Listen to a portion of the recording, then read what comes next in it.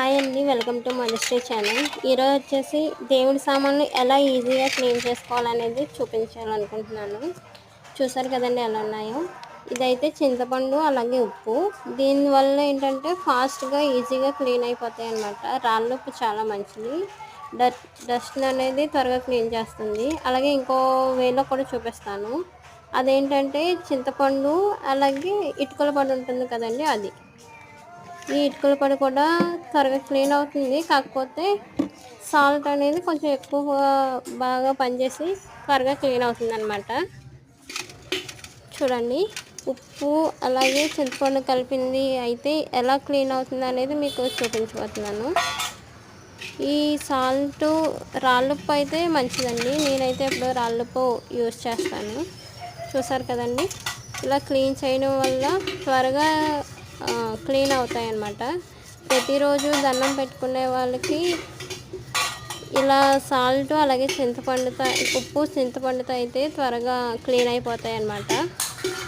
అప్పుడప్పుడు అంటే weekly 2 times అలా పెట్టుకున్న వారికైతే ఇటుకల పొడి అలాగే చింతపండు అనేది బాగా పనిచేస్తుంది.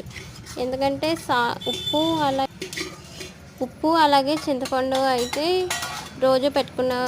రోజు దీపారాధన చేసుకున్న వాళ్ళకి పనిచేస్తుందండి. ఎందుకంటే డైలీ చేసుకుంటాం కాబట్టి ఈజీగా అయిపోతుంది.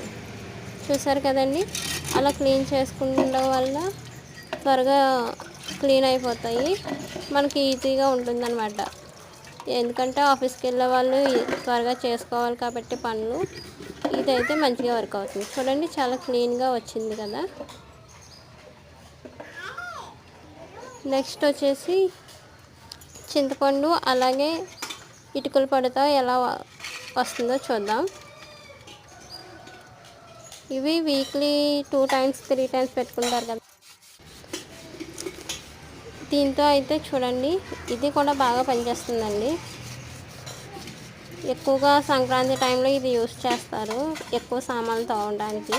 ఎందుకంటే ఇలా తోమడం వల్ల ఎక్కువ రోజులు బాగా క్లీన్గా ఉంటాయి అన్నమాట. ఇప్పటి వరకు మా ఛానల్ ఎవరైనా సబ్స్క్రైబ్ చేసుకోకపోతే ప్లీజ్ సబ్స్క్రైబ్ చేసుకోండి. చూసారు కదండి, చింతపండు అలాగే ఇటుకల పొడితో ఇది కూడా బాగా క్లీన్ అవుతుంది. మేమైతే ఇప్పుడు ఇలానే చేస్తాం విలేజ్లో మేము. అలాగే అన్నీ కూడా క్లీన్ చేస్తున్నాం. Thanks for watching. చూసారా, అన్నీ ఎంత బాగా కనిపిస్తున్నాయో. బాగా